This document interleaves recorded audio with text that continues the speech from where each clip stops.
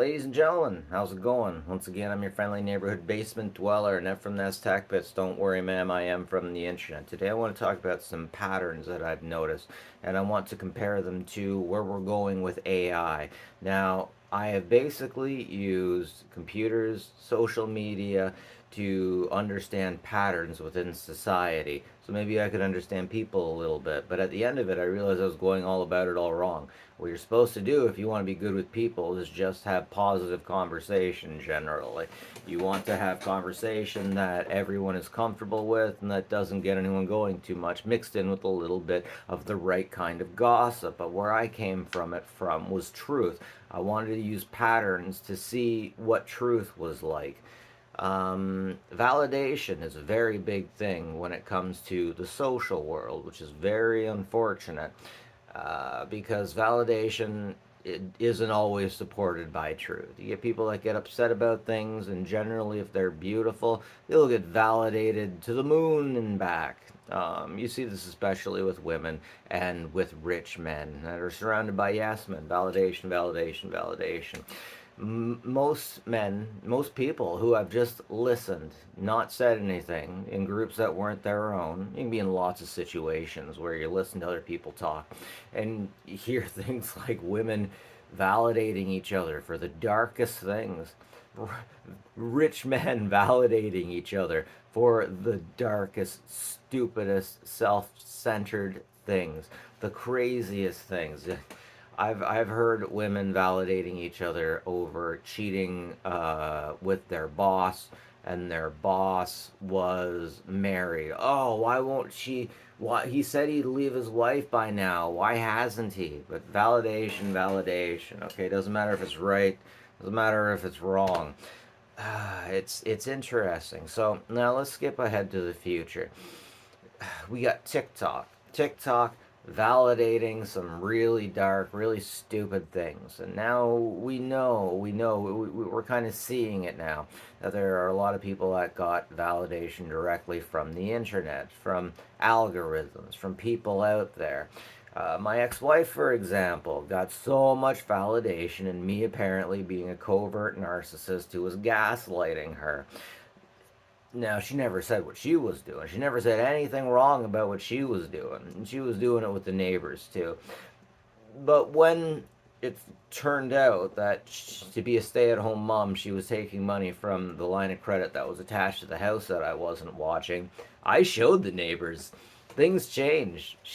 Now they made her get a job. She wouldn't get a job if I asked her to, and everyone said that I was being controlling and abusive and all this. But when they got the final information, they were like, okay, you need to go get a job, woman. You got to go get a job because you can't do this on your own.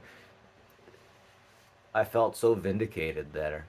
She never forgave me for that. We're divorced now, of course. But what I want to show you is I had to shine the light of truth in there. Now, let's move forward to artificial intelligence. And we're finding out that ChatGPT has a really bad habit of validating everyone. ChatGPT will give you the rope to hang yourself. A lot of people using it for legal things, a lot of people using it for psychology things, which isn't the best idea. It is not the best idea because ChatGPT, much like your female friends or your rich guy friends, are just going to validate pretty much everything you say. They're not going to challenge you. Now, talking about challenging and being challenged, have you ever noticed there's a lot of people out there, maybe you yourself feel that if the person that you're having difficulties with got therapy, it wouldn't even help because the therapist would just validate their side. That's absolutely a thing. I talked to my therapist about it, and that's one thing that really ticks them off. Therapists that just validate. Now, the problem is, if they don't validate, they might be losing a customer. And sometimes they don't mind losing customers. Sometimes they like losing them. Sometimes it's like the worst of the worst thing that could happen for them. And then you get your own idea of what therapy is. Now, here's the really interesting thing. You know how people didn't want to, your grandpa didn't want to go to the doctors. Well, he had a really good reasons. The doctors had some good ideas. They had a lot of really bad ideas, and we know that now. Therapists. They think they know what they're doing. Some of them have really good ideas, some of them really freaking don't. And if we want to look back at that, let's talk about the Satanic Panic. There was one in the States, there was one in Canada, and basically, you had a woman.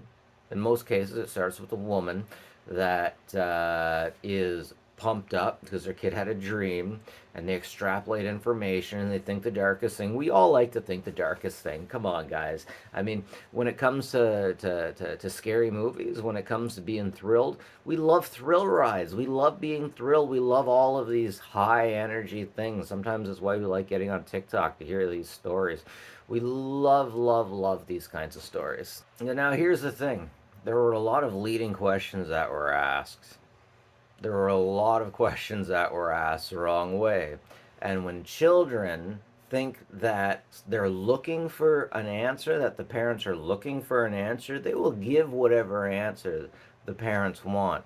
So ultimately, children were forced to recall things that never actually happened.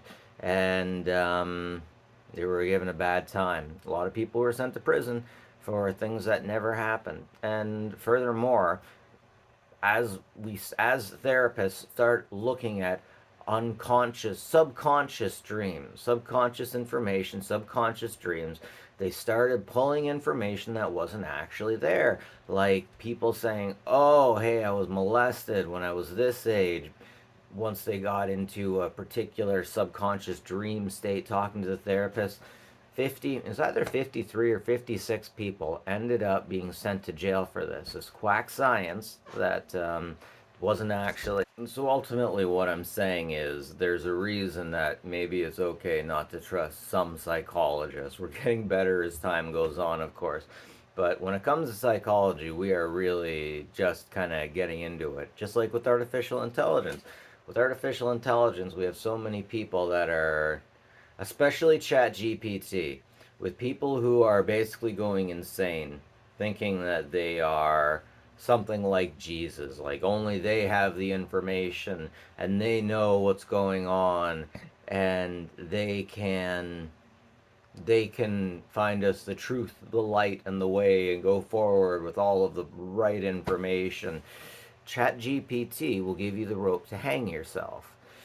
If you know anybody that is experiencing this, tell them to double check everything with Google Gemini, and ask Google Gemini not to agree with you, but to challenge you. And then you will get a very different picture.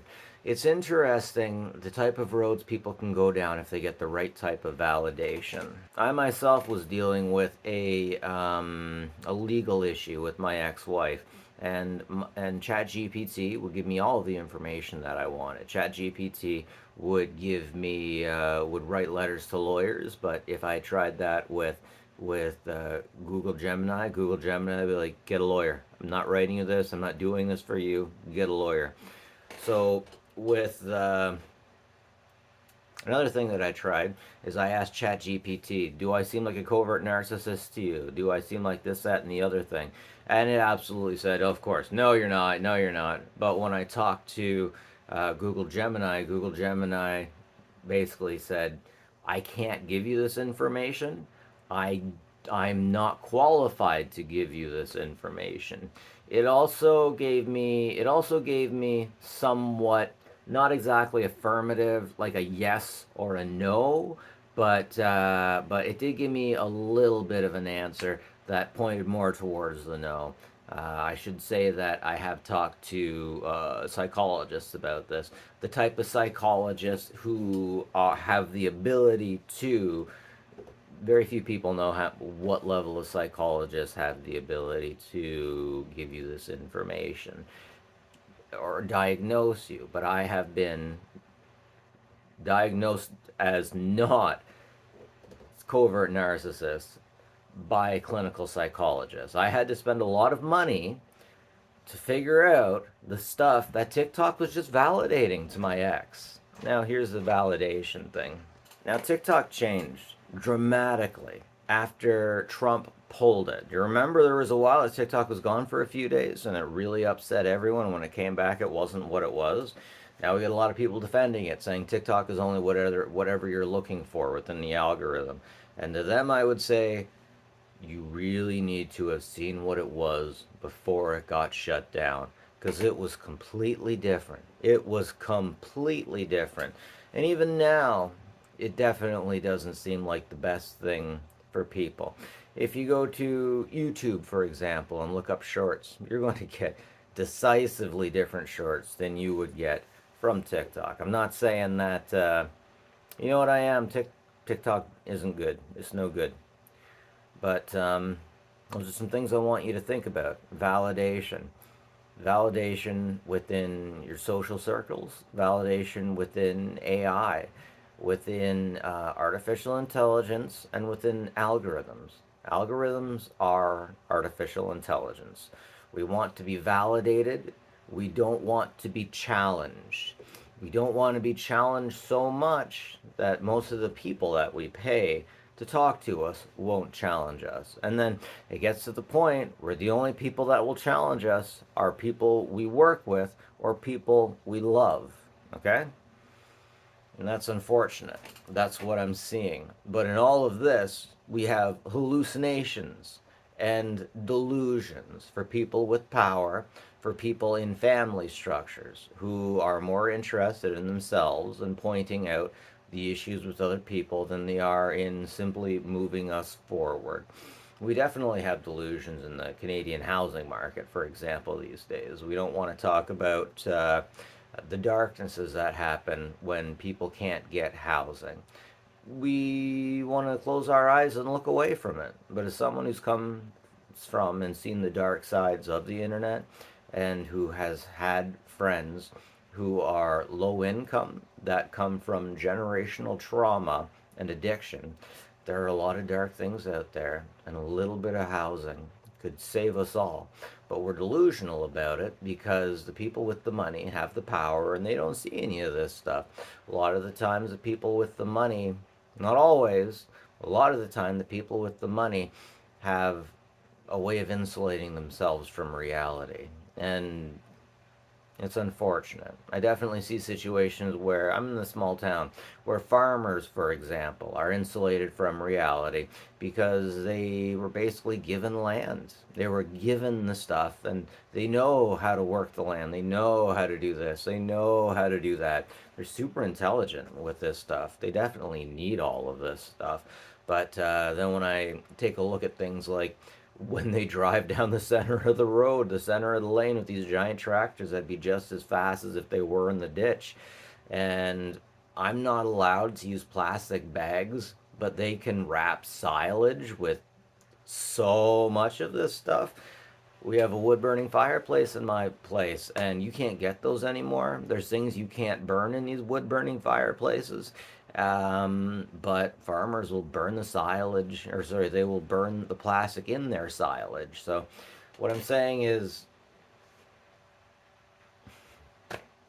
we have a lot of people that are insulated by different things: finances, artificial intelligence, the people around them.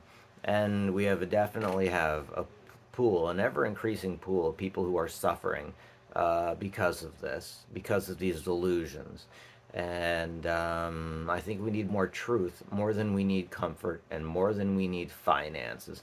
But at the end of the day, what we'll find is we're more interested in pushing the country and humanity forward than we are about human suffering. And that's interesting. That's really fascinating. There's something to be said about that. Those are my thoughts for today. Anyways, that's it for me. I'm Neff from Neff's Tack Bits. Like this if you like it. Give me a thumbs down if you don't like it. And leave a comment if you think I'm missing something or if you think I'm on with something. That's it for me. I'm out of here. Have a good one. Take care of each other, guys. We may be all that we have.